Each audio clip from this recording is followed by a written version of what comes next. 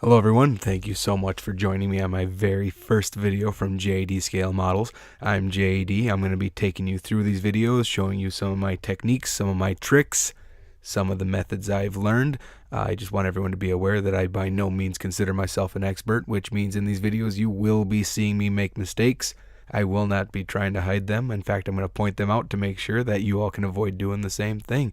So sit back, relax, enjoy the video. Thank you very much.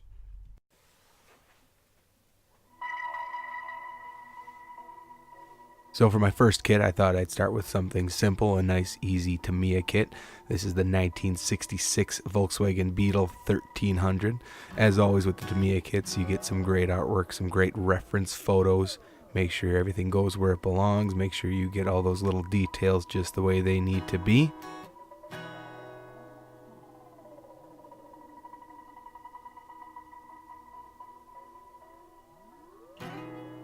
First thing that we're going to look at when we open the box is the body. This kit does not have an exceptionally high parts count, so should make it a little bit easier for us as I master this whole recording thing.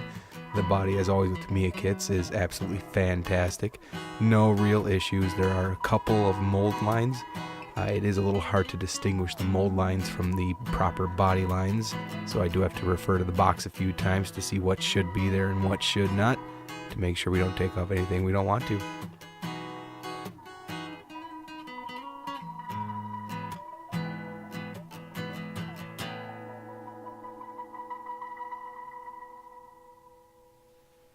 The first sprue we're going to look at is the clear plastic parts. Again, with the Tamiya kits, they're exceptionally molded. There are nice ridges on all the windows that need to have the chrome applied, which will make that a whole lot easier. I typically try to keep those clear parts in the bag so they don't get scratched up. As far as the tires, again, fantastic quality. You can kind of see, but you kind of can't, that there's actually a brand name molded into the side of them. I tried to get a good shot of them here, but it just wasn't working out for me with the camera.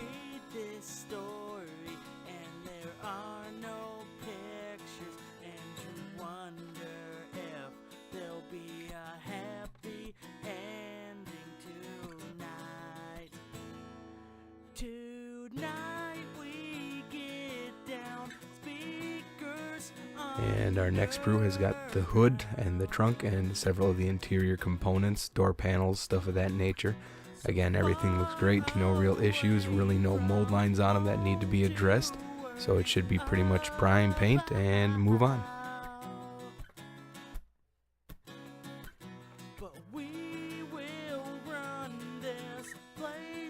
Next we have the chrome sprue.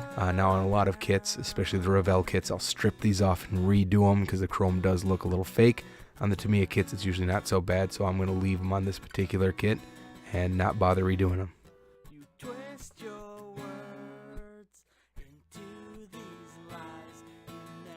And our final sprue is the floor pan, the seats, and most of the engines and drivetrain components, as well as the suspension. Again, everything looks great, not a lot of issues, a few injector pin marks, but nothing that we can't clean up.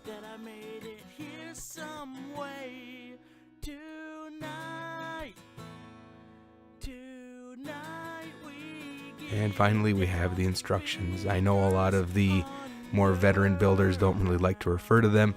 I've been working on cars since I was 16. I still refer to the instructions. I still want to make sure everything's painted correctly. I also like to use a lot of Google images. Again, I want to make sure that my engine and transmission, suspension, steering components are all painted the color they're intended to be. Just my preference. You're welcome to vary from that, paint anything any way you want.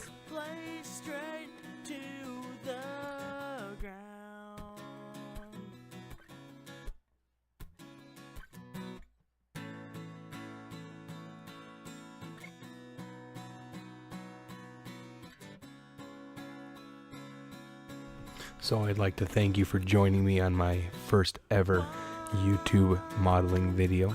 I'd also like to thank the band The Astronomer for allowing me to use their music. Their debut album, The Horror of Horoscopes, is available on iTunes and Google Play, so please download it, listen to it, and enjoy it. Thank you very much, and we'll see you next time.